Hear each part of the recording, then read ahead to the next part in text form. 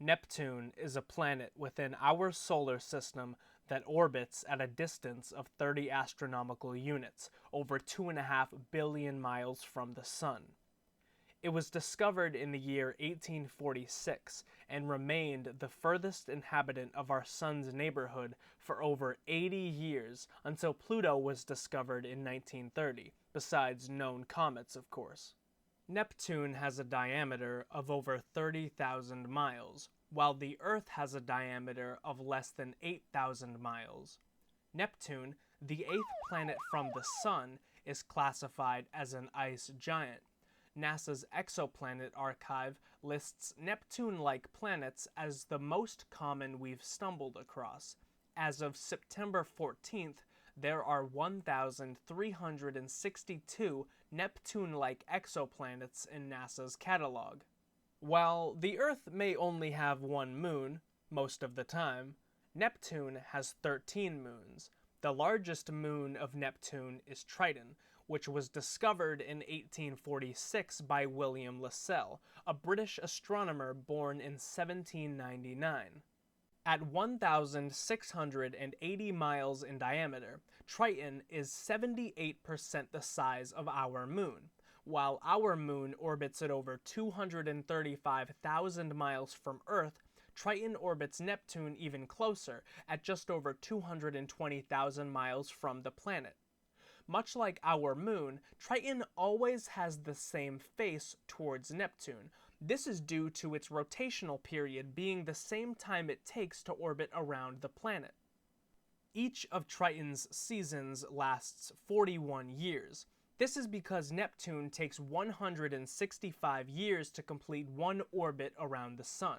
The last time Neptune finished a full orbit was in 2011, so let's meet back here in 2176. Mark your calendars.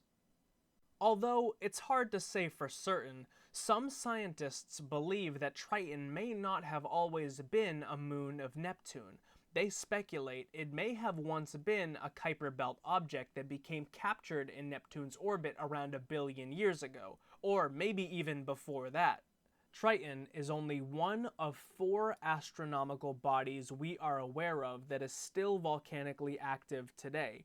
The other members of this active team are Io, the third largest moon of Jupiter, which undeniably deserves a video of its own, the Earth, obviously, and Venus, the second planet from the Sun, which is nearly the same size as Earth. Despite being so volcanically awake, Triton is one of the coldest objects in our solar system.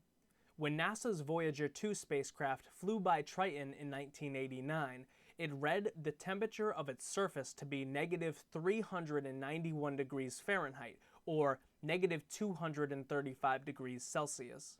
The vacuum of space is only about 60 degrees Fahrenheit, or 35 degrees Celsius colder than that. The surface of Triton is also very reflective, meaning the heat from the sun doesn't have a great way to absorb and stick around. In other words, it has a high albedo. I'll make sure to pack an extra beanie. You bring the space heater.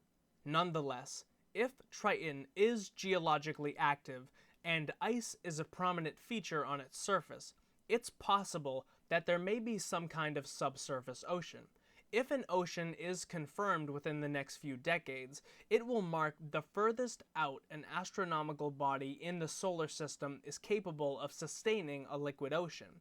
That is, until our suspicions about Pluto get confirmed. But even if they don't, we may just have to reapproach the idea of a solar system's habitable zone.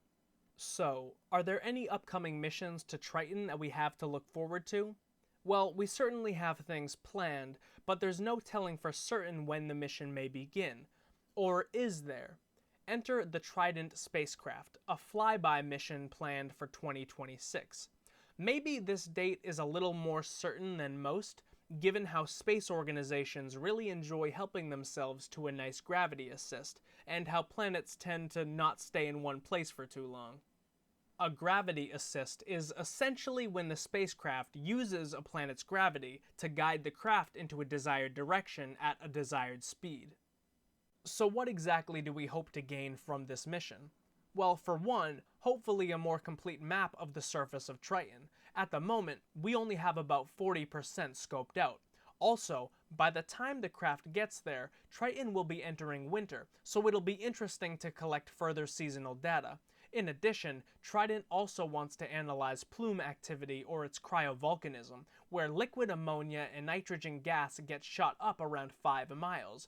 This may tell us a bit about the interior of the moon, such as whether or not a liquid ocean exists. Furthermore, Triton wants to sample Triton's ionosphere, and given the origin of the moon, as I said, possibly being at one point a Kuiper Belt object, this will give scientists a chance to learn more about KBOs without actually having to exceed a Neptunian orbit. And Triton isn't the only moon that Triton would like to visit. While receiving a gravity assist from Jupiter, the Triton team plans on a quick flyby of Io, and before it makes it to Jupiter, it wants to see what's going on with Venus these days. This is expected to be a low-budget mission, relatively speaking anyway, meaning it should cost under $500 million, since Triton is planned to be a part of NASA's Discovery program. Unfortunately, we won't know if the mission is confirmed until 2021, but in upcoming news, meaning December of this year, we will be getting new information about what the Triton mission will encompass. NASA will be narrowing the possibilities down to 5 mission candidates, but even if the mission is confirmed in 2021, the Triton spacecraft won't actually reach Triton until 2038. But I mean, give it some slack, it's traveling to Neptune for God's sake. Plus, it would take you over 45,000 years to jog there, so you better start running now.